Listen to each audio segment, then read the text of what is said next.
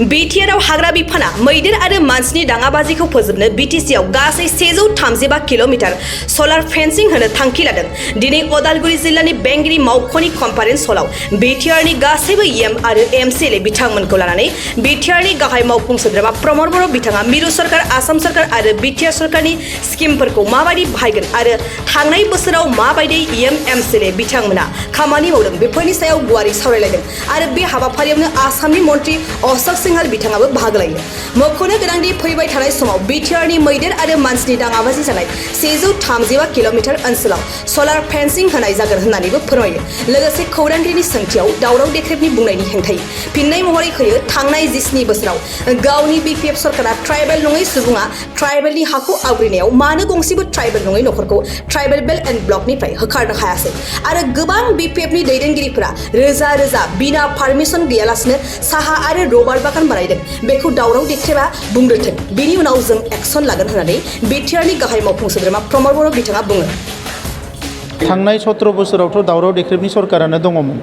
बिपिएफनि बिथाङानो दैदेनगिरिमोन। मानो 17 बोसोराव ट्राइबेलाव थानाय मानसिफोरखौ होखाराखैसै बिनि खोथाखौ दावराव देख्रेबा बुंग्रोथो, बिनि उनाव जों एक्सन लागोन। दावराव देख्रेबा थांनाय 17 बोसोराव बिपिएफनि सरकारनि समाव बबे बिगासे हानिफ्राय सोर ट्राइबेल नङै सुबुङा हाखौ आवग्रिनायनि थाखाय एभेक्सन खालामदों, एक्सन लादो बेखौ बुंग्रो। दा बिनि उनाव बाखि एक्सनखौ जों लागोन। गाबोन बिथांमोना क'क्राझार हायार सेकेन्डारि फिल्डआव लोगोसे बिथांमोननि माखासे दिनै दैदेनगिरिफ्रा हाजार बिगाजे साहा बागान गायदों, राबार गायदों, फरेस्टनि हायाव माने सरकारनि हायाव खुनु पारमिसन गैया। बेफोर खोथाफोरखौ बुं।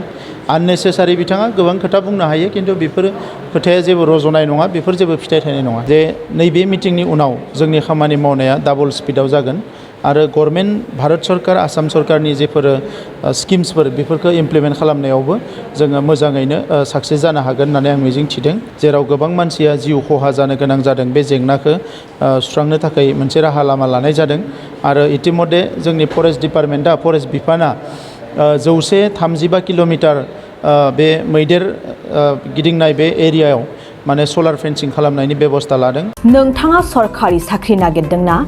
नोंथांनि थाखाय मोनसे गोजोनथाव खौरां। नोंथांनि थाखाय दं एडुकेट पइन्ट, जेराव नोंथाङा सोलोंथाइ लानायनि गेजेरजों सरकारि साख्रिनि गुबुन रोखोमनि गोब्राब आनजादफोरखौ उथ्रिसारनो हागोन आरो गावनि आथिङाव गसंथानो हागोन। बे एडुकेट पइन्टआव नोंथांमोना SSC, bank PO, bank clerk, bank SO, UPSC, एफएससि, डिफेन्स, रेलवे, स्टेट इन्सुरेन्स, एएअ, एडिअ एसिस्टेन्टजों लोगोसे स्टेट लेभेल जब आरो माखासे सरकारि साख्रिनि आनजादाव गोनांथि जानाय आयदाफोराव सोलोंथाइ लानो हागोन। मख'नो गोनांदि बे सोलोंसालियाव साख्रिनिल' नङा, बेयाव एमबिए आरो सैनिक स्कुल बायदियाव एडमिसननि थाखाय एन्ट्रेन्स होनो थाखायबो सोलोंथाइ लानो हागोन। बे सोलोंसालियाव गाहाम थाखो खथानि सुबिदा दं आरो सम मथे नोंथांनि सोलोंथाइखौ बे सोलोंसालियाव होनाय जागोन। बेखौबो मिथिनांगोन दि बे एडुकेट पइन्टआव सोलोंथाइ लानानै बावैसो 2021-22 इं मायथाइनि एसएससि जिडिनि आनजादाव गासै 11 सा सोलोंसाफोरा उथ्रिसारनो हादों। बारा नङा, गासै 15,000 रांजोंनो नोंथाङा बे सोलोंसालियाव 6 दानसिम सोलोंथाइखौ लानो हागोन। बे सोलोंसालिया क'क्राझार, बरपेटा रड, गवालपारा आरो बङाइगावआवबो दं।